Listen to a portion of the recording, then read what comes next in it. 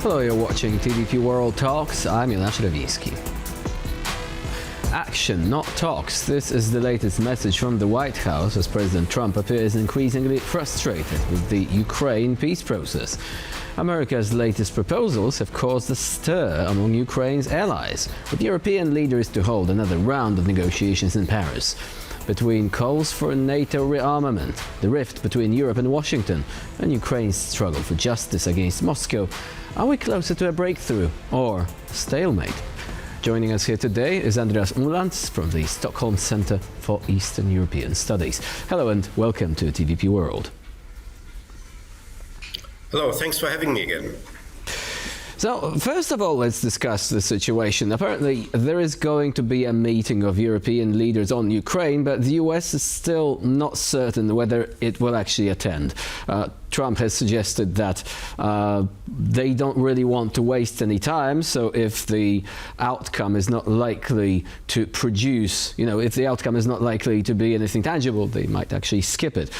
If they do, what would that mean for the entire process? You mean if the US doesn't join, or? Yes, if the US just decides, all right, we're just not joining this part of the negotiations. Yeah, this is a worrying side because a side effect of these new US policies that the European Union and the European countries are not any longer taken into account. What stands behind this is, I think, on the one side, simply Trump's aim to be seen here as the main peacemaker and to perhaps even get the Nobel Peace Prize at the end. On the other side, the Europeans are complicated because they are on the Ukrainian side here, and they are providing counter pressure against the White House's pressure on Ukraine to accept Russian terms of the peace, and that means a partial capitulation, a victorious peace for Russia, and also a problematic then situation for Ukraine if there is indeed a ceasefire. So what we do know is that certain parts of the potential peace deal are still being worked out. The status of the Donbass region, for example, still in flux. We still don't know what's going to happen there. But we do have indications that Europe wants to stand with Ukraine on this. We have, for example, Johann Vadeful, the Foreign Minister of Germany, saying that the pressure on Russia has to be maintained in order to essentially force the Kremlin to the negotiating table.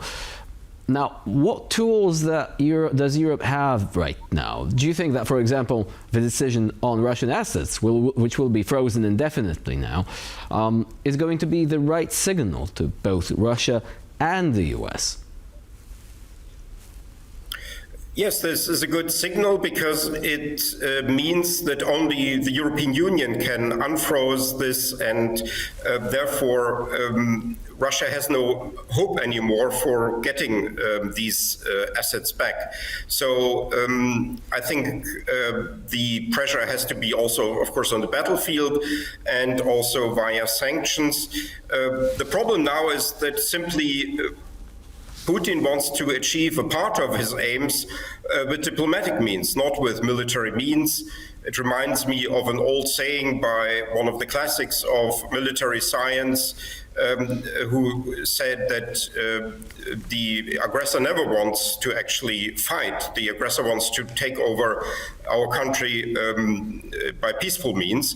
And this is now also Russia's strategies. It wants to basically weaponize diplomacy and also, in a way, the United States in order to achieve aims that it cannot achieve with military means.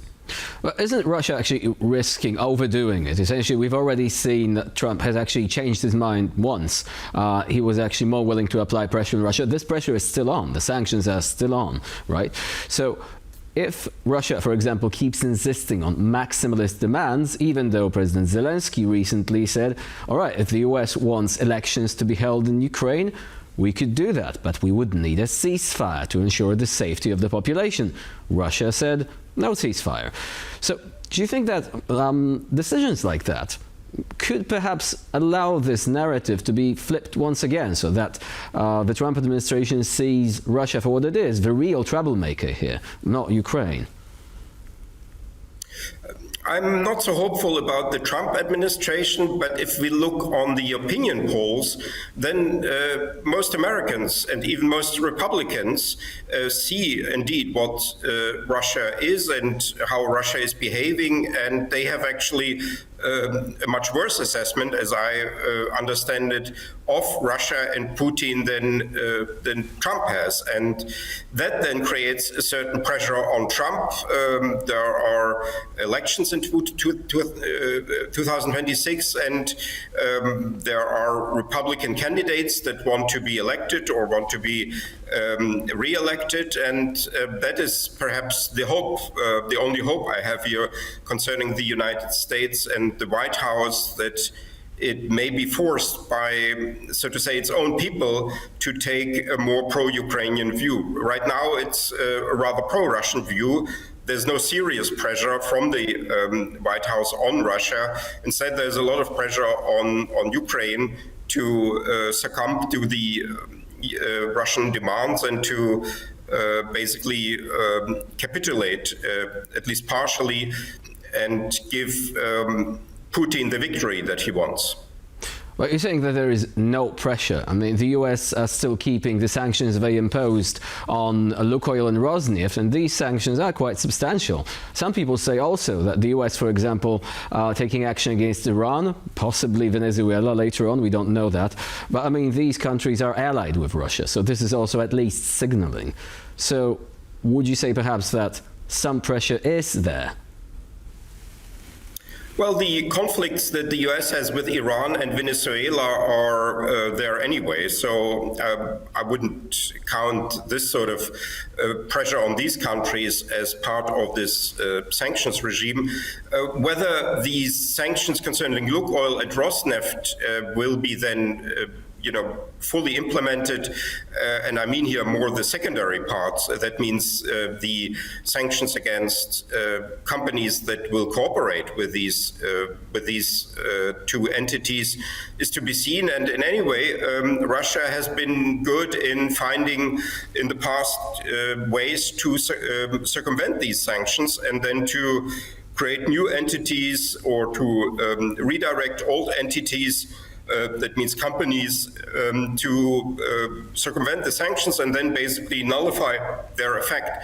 And the question then is whether the US will then adapt its sanctions regime and indeed exert the material pressure and not just create documents that look nice but that do not have much repercussions in the real world. Now, in the carrot and stick approach, it is the carrot here that is more controversial. There are reports that the US might want to resume trade with Russia, even offer some sort of trading and industrial opportunities later on. Why would the US think that this approach is going to work if a similar tactic adopted by Europe a while ago, including in particular by Angela Merkel, well, has failed spectacularly? What sort of measures might the US administration have in mind to ensure that this could work, if any? Yes, I'm also surprised. I don't know where this comes from. It may be plain naivete that Trump and Witkoff, they are business people, and they think that they can solve this issue, this conflict via some sort of business deal.